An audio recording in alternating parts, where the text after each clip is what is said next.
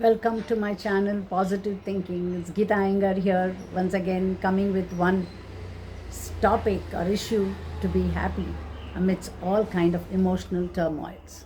Well, today our topic is grief. The minute I say grief, what comes to your mind? Sadness. The person who's severely sad, the sadness that has crept into you to such an extent that it's so difficult to unravel the other emotions from that person and say, come on, forget it, be happy. That is what is grief. Grief is small tablets of sadness inflicted into you day by day, hours by hour, day in and day out. And people may try to bring you out of it, people may not try, and you also have not tried, and so it becomes part of you, a part of a sad disease, a disease which is very difficult to diagnose, because when you take him or her to the hospital, they say everything is fine, biologically there is nothing wrong with this person, but and physically also they are fine.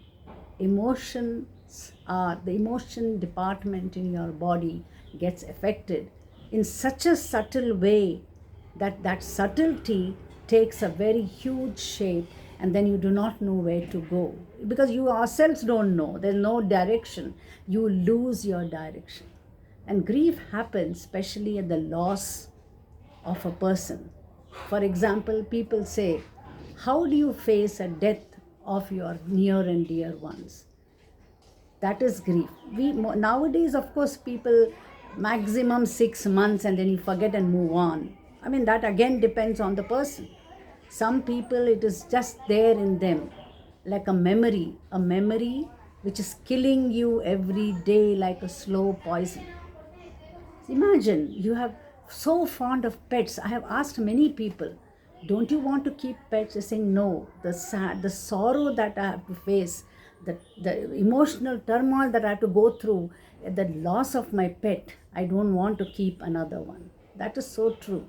I have gone through it. I love pets, and we lost 2 dogs, and I'm still finding ways and means to forget that incident. The only thing that consoles me is that dogs don't live more than 14 years, and this had happened in 2002, so I know somewhere they are not in this world.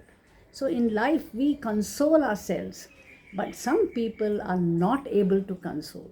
They live with that grief and they dwell in that grief. That also is a very sad disease. It leads to a lot of issues. People, we say that your liver gets spoiled because of alcohol, but liver also gets spoiled, and the kidney also gets affected. Different parts of your body organs get affected if you can't come out of your grief, and that grief affects your mind, your coordination. You will find these people cannot coordinate, they cannot think properly, they cannot talk in the present sense, and then that leads to dementia. Something, some life, some shock. We use the word, oh my God, she fell down and one part of the brain got affected, and that is why this woman is suffering. It is not just that. She fell down, okay, if you go to the hospital, they will diagnose that. But emotionally, this woman went through a lot of problem.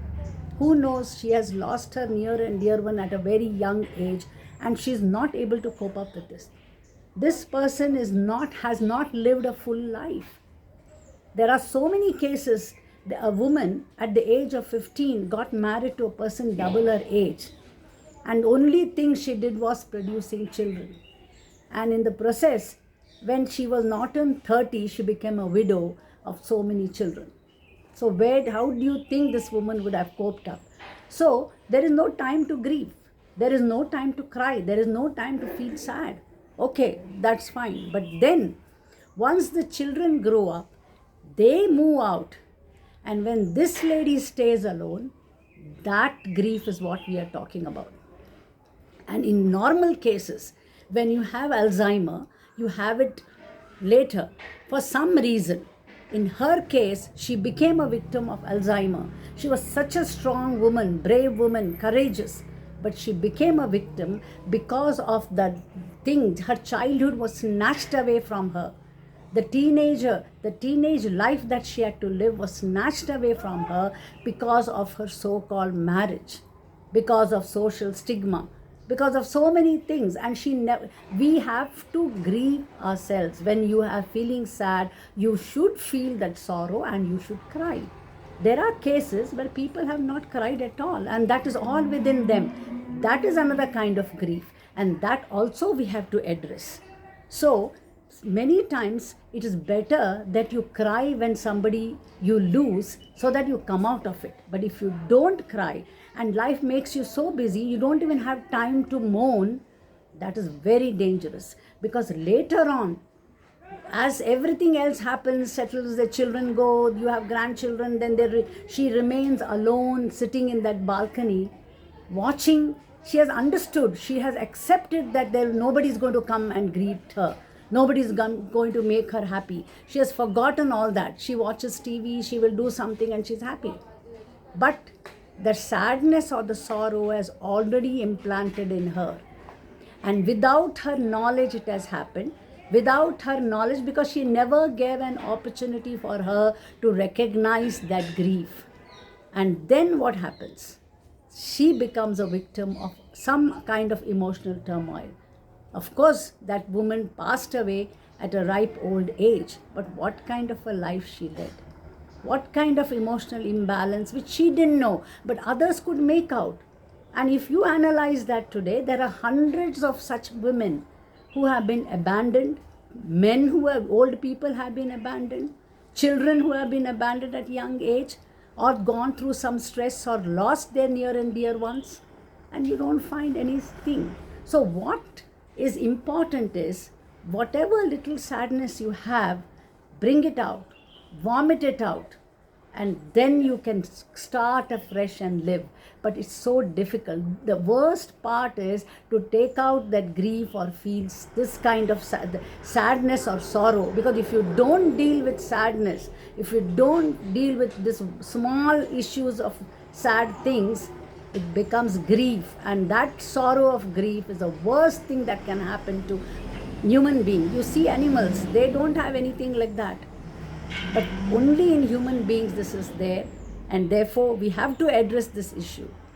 And I hope we understand the only thing we can do is, the hospitals will do, because that is mechanical. What we can do is, oh, my aunt, my grandmother, my sister, my brother, this one, whomever you find, my friend, when you find that something, you have to observe people.